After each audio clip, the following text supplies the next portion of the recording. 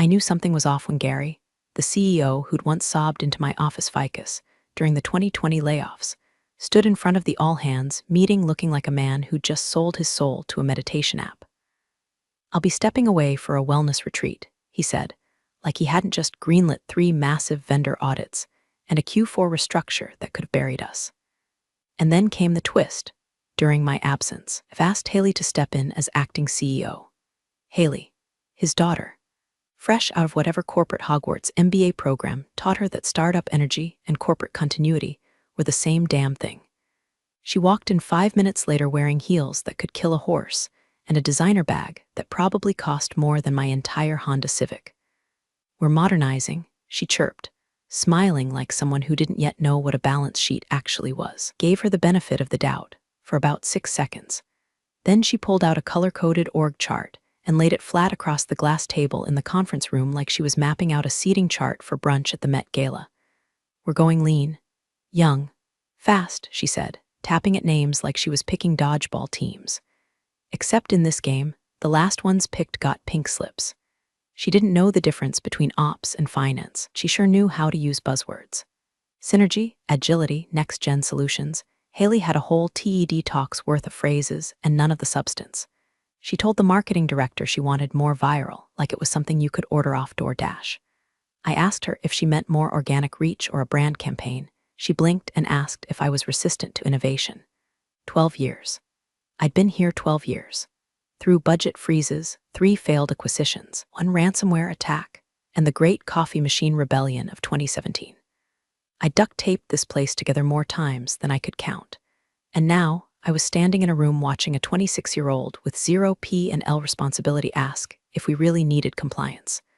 By 3 p.m., 2 people had already been let go. Haley strutted around like a pageant queen on Judgment Day, all smiles and sinister intent. She said things like, "Just want to empower people who actually care, and we need to start thinking like winners, not survivors." I was tempted to ask how many winners she knew who'd ever had to process payroll with an Excel sheet after a system crash, but I kept my mouth shut. "Look, I know the drill. I'm not some dinosaur terrified of change, but there's a difference between evolution and dropping a lit match in a paper factory." Haley wasn't trying to lead, was trying to perform leadership. Her father had handed her the keys to a machine she didn't know how to drive, and we were all strapped in for the ride. And hey, quick pause while we're nose-diving into this corporate circus. I know you're just here for the mess me too, but this is my first time telling these stories out loud, and I've set myself a goal, 10,000 subscribers. Not for fame, not for glory. Just to prove to myself that stories like this, they matter. If you've made it this far and you're half as entertained as I was traumatized, smash that subscribe like it's Haley's LinkedIn profile after this week's done. Back to the show. At 4:17 p.m., my inbox pinged. A calendar invite, touch base with Haley CEO office. No subject, no agenda, just a meeting block and a location that felt more like a sentencing than a chat. I walked in. She was already seated, legs crossed, sipping something green and smug out of a mason jar like she was detoxing from competence itself. "Close the door," she said, and I did, but not before I caught my reflection in the glass, tired eyes, slumped shoulders, spine full of warning bells. Because whatever was coming next, it wasn't going to be a pep talk. Haley didn't waste time with fake small talk. No, she looked up from her overpriced algae smoothie like she was bored already and said it straight. "Your role doesn't align with my vision." Just like that. 12 years of operational triage, cross-departmental fire drills, 3 different CRM overhauls, and a disaster plan I wrote myself from scratch, and I didn't align. Not with her vision, which, as far as I could tell, consisted of Instagrammable whiteboards and whatever the hell she read on Fast Company's homepage that morning. I blinked. I managed, even though my ears were ringing and the coffee I hadn't finished was rising in my throat like bile. And then she smiled. The kind of smile that smells like lip gloss and delusion. Nothing personal. The buzzer clicked under her desk. She'd already hit it. I turned my head. 2 rent-a-cops from the lobby stepped in like I'd been caught selling weapons-grade plutonium out of the copy room. One of them nodded at me like we were old pals. We weren't.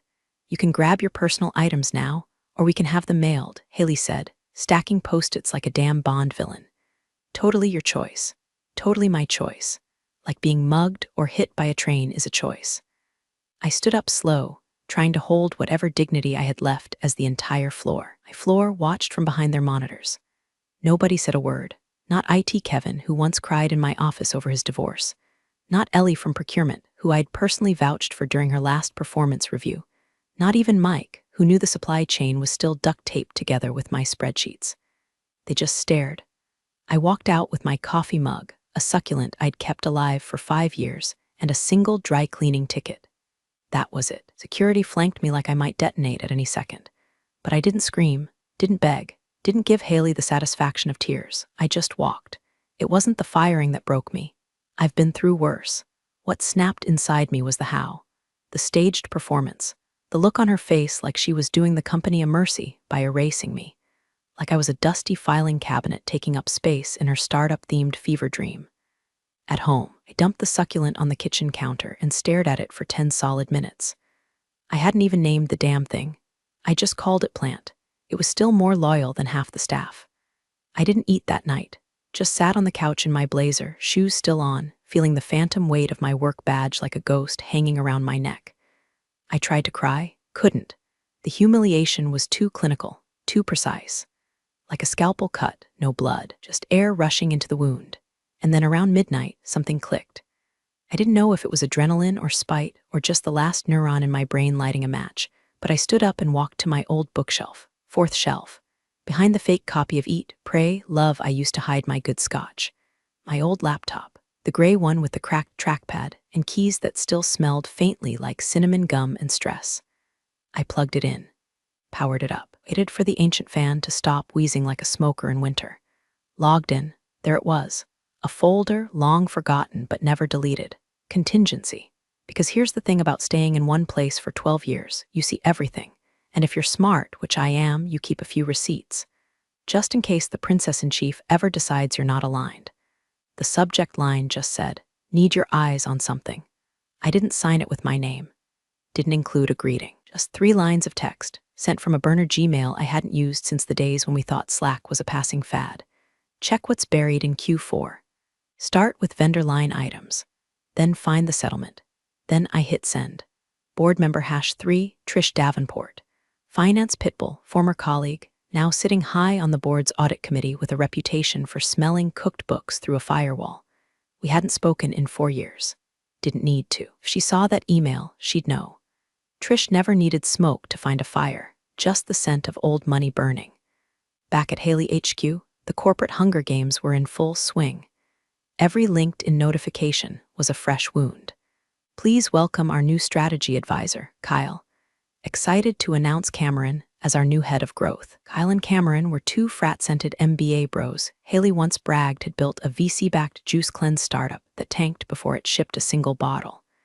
They walked into the company like they owned it. Spoke in abbreviations, scheduled 6 a.m., alignment huddles, and referred to layoffs as necessary evolution. Haley called it injecting startup DNA. I called it a case of corporate herpes. And yet, bless her dumb luck, Lee never thought to revoke my access to the sandbox server. Or the legacy routing for executive internal an old shadow inbox we built during the merger days to monitor auto-forwards from C-suite aliases. It was patched to a separate domain. Most people forgot it existed, but I didn't. So while she played CEO Barbie in the big glass office, I watched the emails pile in like snowdrifts.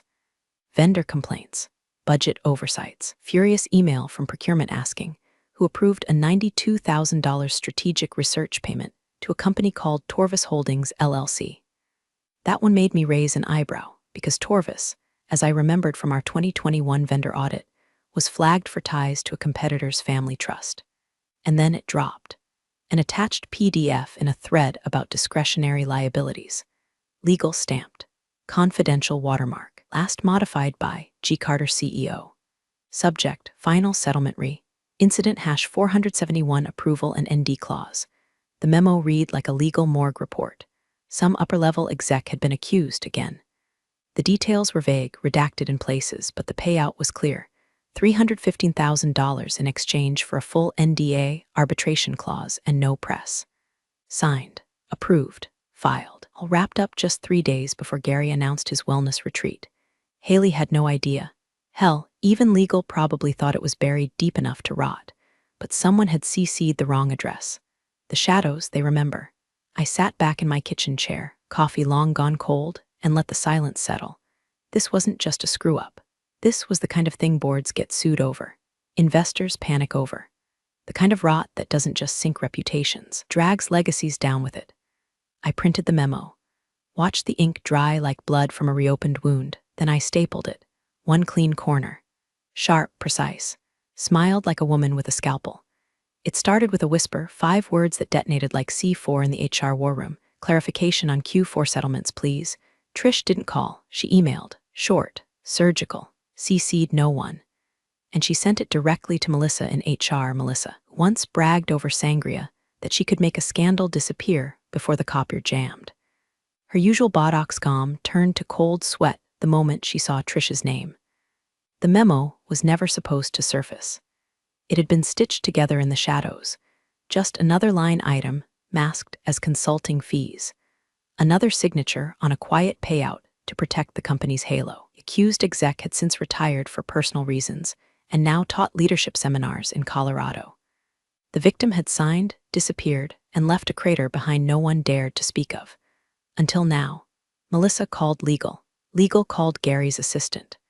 No one could reach him at his wellness retreat because, surprise, it wasn't a retreat. It was a long-term rental on a private estate in Sedona with 0 Wi-Fi and 1 prepaid flip phone. Classic corporate vanishing act. So they called Haley. She leaned back in her $1,200 ergonomic chair and blinked like a deer who just heard thunder. My dad handles that stuff, she said, chewing on a gluten-free granola bar like it was beneath her. I don't get involved in legacy liabilities. Legacy liabilities. It's what she called a sexual harassment payout to a woman who once trained 3 of our departments from scratch and built the HR compliance model Haley's friends were now disrupting. The board didn't like that answer. Not one bit. Meanwhile, I was sitting in a booth at Annie's Diner off Route 18, waiting for the woman Haley just wrote off as a liability. Her name was Carly. She used to run compliance before she vanished without a goodbye. She looked older than I remembered, but sharper too. Trauma tends to age you in strange, brutal ways, like how trees thicken around damage. We ordered coffee, and I didn't waste time. I've read the memo, I said. She stared at me for a long minute, then exhaled. 12 pages of legal smog to cover 3 sentences, he actually said. Are you willing to talk? I asked. Carly laughed, but there was nothing funny in it. No NDAs left to enforce. Expired last quarter. Time flies when your silence depreciates. I didn't press. Just reached into my bag and pulled out the USB. Everything I've got is on here, I said, sliding it across the chipped formica like it was a weapon. Emails, memos, authorizations, payment trails, 1 signature away from a subpoena. She picked it up, looked at it like it weighed 100 pounds. I'll confirm it, she said, and I'll add my part. Outside, the diner's neon flickered. Inside, a quiet storm began, and the matchbook in my pocket, getting heavier by the second. He came in like a thunderclap in dress shoes. 3 days ahead of schedule, Gary blew through the lobby like the building owed him an apology. No hello, no handshake. Just that guttural bark echoing off the glass. You fired who? Haley had just started her daily executive mindset huddle with Kyle and Cameron, both now dressed like they'd been caught mid-pitch on Shark Tank. The doors to the 14th floor slammed open. Reports say you could hear a pen drop in marketing. Someone from accounts thought it was a fire drill. Gary didn't sit, didn't breathe. He just stormed from office to office like he was hunting ghosts. Haley tried to greet him with a smile and a Starbucks cup. He slapped it onto a filing cabinet and demanded to see the org chart. She stammered something about restructuring for speed, and he lost it. Fired Jane from ops. You fired Sandeep from supply chain. Jesus Christ, Haley, you let Kyle approve a software pivot. He can't even spell SQL. Haley blinked at him, eyes glossing over, as if her father was being hysterical. Dad, you said empower the next generation. I did what needed to be done. Gary's face turned the color of a foreclosure notice. You signed contracts you didn't read. You greenlit vendors we haven't vetted. I've got 3 suppliers holding shipments and legal breathing fire down my neck. And then the bomb hit. His secretary came in, pale and shaking, holding a printout of a PDF contract from the sandbox server that still hadn't been cleared. Gary stared at it, then stared harder. Page 3, vendor approval, a 6-figure retainer. buried fine print. The vendor, Torvis Holdings, LLC. A known shell entity tied to Decker and Rowe, same firm that tried to poach our enterprise account last fall. Haley's digital signature was right there. Time-stamped, certified, legal. Gary read it 3 times. "You signed off on this?" he whispered. I thought it was a research firm," Haley croaked. "Cameron said they were strategic." "Dad, I didn't know." He held up a hand. The same hand that once shook my own after we salvaged the ERP migration in 19. Now shaking from something else entirely. "Get out of my office," he said through clenched teeth. Haley fled, makeup smudged, ponytail bouncing, sobbing something about sabotage and people trying to ruin me. She tried rallying Kyle and Cameron for backup. They ghosted her. Classic VC loyalty, gone faster than we work IPO. Back-channel calls started lighting up the air like fireworks on the 4th of July. Finance went into DEFCON 3. Legal started combing the sandbox backups. Vendors refused to fulfill contracts until someone credible signed the new terms. Gary tried to get ahead of it, but the board was already circling like sharks smelling burned cash and lawsuits. And me? I was eating toast at my kitchen table when my phone buzzed. Just a text. No name, he's back, and drowning. I chewed slowly, swallowed, and opened the folder labeled Chronology Draft 2. They picked a steakhouse. The kind with dim lighting, waiters in crisp shirts, napkins thick enough to smother a scandal. I walked in 5 minutes early because women like me don't arrive late to meetings that sound like verdicts. 2 board members sat in the booth, Trish, stern and still as ever, and Franklin, who looked like he'd aged 5 years since the Q4 audit first popped up. "Thanks for coming," Trish said. "No pleasantries. Just tone sharp enough to shave bone. We need context." I ordered coffee, black. No cream, no sugar. No illusions. They didn't ask about the firing. They didn't ask about Haley's tantrum trail of fired staff, scrambled workflows, or the fact that our customer churn hit double digits within 4 business days. What they wanted, what they needed, was the story behind the numbers. The real timeline, the rot under the floorboards. "Haley's mess cracked the seal," I said, sliding a legal pad aside. But the damage started long before her stilettos ever hit the marble. Trish leaned in. Franklin didn't blink. I walked them through it, slow, measured, surgical. The 2018 complaint that went missing after the accused exec was quietly reassigned. The 2019 conference incident that HR disguised as a communications breakdown. The 2021 payout filed as training reimbursement. Each year, a different woman. Each time, the same pattern. A paper trail scrubbed, a signature sealed in silence, a promotion handed to someone who should have been in cuffs. Gary didn't just know. He engineered the escape routes. Haley didn't blow up a clean house. She tore the drywall off a sewer line. The audit logs, the memos, the payments routed through fake subsidiaries. All of it hidden behind Gary's pristine LinkedIn and his glowing Forbes interview about ethical leadership in tech. Trish didn't speak for a moment. Franklin wiped his glasses on a linen napkin like he couldn't bear to look at the table. Finally, she asked, "Would you be willing to clarify in writing?" I reached into my tote and pulled out a thick folder. Red, labeled in Sharpie, Chronology of Lies. I set it down gently like a final stone on a grave, all sources cited, cross-referenced, time-stamped. Neither of them touched it right away. It just sat there, breathing like a loaded weapon. Across town, meanwhile, Haley was unraveling like a Christmas sweater in a laundromat. According to a very chatty DevOps guy I used to babysit through deployment nights, she'd cornered the IT manager in the break room and offered him $1,000 in cash to clean up the sandbox logs. He told her he'd look into it, then reported her to legal before finishing his yogurt. By the end of the day, the boardroom was locked down. I wasn't invited, but I didn't need to be. Whispers leaked faster than Gary's last alibi. It was Trish who made the motion, an emergency vote of confidence.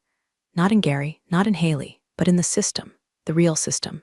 Truth, accountability, and the people who'd held the damn walls up while golden children wrecked the furniture. The vote passed, and the clock started ticking. The boardroom doors closed at exactly 9:00 a.m. Gary arrived in full armor, tailored navy suit, wedding band polished, jaw clenched like he'd been chewing gravel. Haley trailed behind him, eyes puffy from a night of spin and sobbing, but still wearing that powder pink blazer like it was proof of relevance. Inside, the silence was funereal. What neither of them knew was that the real meeting had already happened, the moment the red folder hit Trish's desk and started making copies like a printer possessed. Copies with Gary's signature. Haley's approval stamps.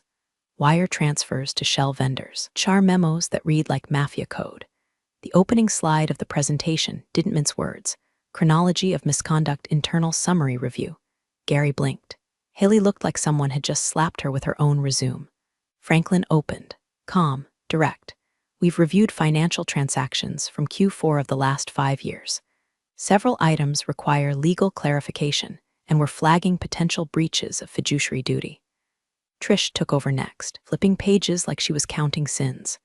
These settlements were approved outside of board protocol. Vendor Torvis Holdings shows evidence of a shell arrangement tied to a competitor's firm. Funds moved without oversight. Audit logs show irregular activity. These are serious governance failures, Gary. Gary's mouth twitched. We handled those matters internally, in line with legal guidance. Trish didn't flinch. That's not your call. Haley chimed in, desperate, voice trembling. This is a witch hunt. You're blaming him for things he tried to protect the company from. Gary cut her off without even turning his head. Enough, you've done enough. You could hear the room suck in air. Haley recoiled, blinking fast. Dad, you said I was ready. You said he didn't answer. The vote happened quickly. Trish called for it. Franklin seconded. 7 members. 5 hands went up. 1 abstained. 1 hung in the air just long enough to make it sting. Both Gary and Haley were placed on immediate, temporary administrative leave, all active credentials suspended. An outside compliance firm was being brought in by week's end. Haley lost it. This is a setup, she shrieked, knocking over her water glass. You're all jealous because I made changes. This was all supposed to be mine.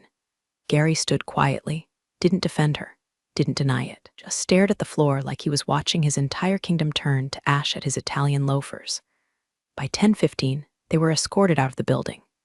No applause, no press release, just silence and the distant sound of legal printing subpoenas. And me? I was in a booth at Rosa's Cafe with a lukewarm cinnamon latte, and a phone screen lit up with the security camera live stream. Some kind soul in facilities had accidentally routed my way. I watched Haley's heels clack against the tile like punctuation. Gary followed, shoulders sagging. I took a sip, bit into a stale biscotti, and whispered, "That'll do." The email went out at 7:42 a.m. on a Monday. The subject line was pure corporate blandness. Organizational update, interim leadership transition. Most folks didn't open it right away, too busy refilling coffee, counting PTO hours like wartime rations, or watching LinkedIn for signs of another bloodletting. But the second it started circulating, Slack lit up like Vegas on payday. Because tucked 5 paragraphs down, after all the fluff about vision recalibration and long-term strategic oversight, came the real news. Effective immediately, Jane Walters will assume the position of Interim Chief Operating Officer, reporting directly to the Board of Directors. Not returning, not assisting, not advising. Role I'd propped up silently for 12 years under 3 different CEOs, 2 product implosions, and 1 near SEC audit. The role I trained people for while being told I wasn't visible enough. Now mine, official, with a title that rang like a gavel in a very satisfying courtroom. Haley's name, nowhere in the announcement. Gary's, mentioned only once, buried under temporary leave pending internal and federal review. Turns out SEC investigators love whistleblowers with color-coded receipts and a flawless memory for approval timestamps. Civil litigation was underway, investor counsel had been looped, and even the HR director started walking softer in heels like the floor might collapse. They sent a courier to my door with a fresh laptop and an embossed folder. The new badge felt heavier in my hand. Or maybe that was just the weight of being seen. I came back without fanfare. No balloons, no apology cake from the VP of product. Just a few double takes in the elevator and a particularly satisfying moment where Kyle from strategy tried to shake my hand, and I offered him a printed email chain from his failed vendor play instead. By Friday, I'd moved into the executive wing. Same floor where Gary once delivered quarterly morale speeches with a smile full of buttered lies. And that's where I saw it. The door that used to bear his name. Glass frosted, wood polished, sacred like a chapel for the delusional. Now stripped clean. Just one word etched in brush steel, reserved. I stood there for a moment. Thought about every night I stayed past midnight rewriting budget forecasts to save someone else's bonus. Thought about the day Haley smirked and said I wasn't aligned. Thought about Carly, and the folder, and the matchbook in my pocket I never had to strike. Then I smiled, a real one, small, Final. Guess I'm useful after all. And walked into my office. Big thanks, you legends of the old office days. Subscribe to keep the switch-flicking chaos alive. Your ex-boss is shaking in their loafers.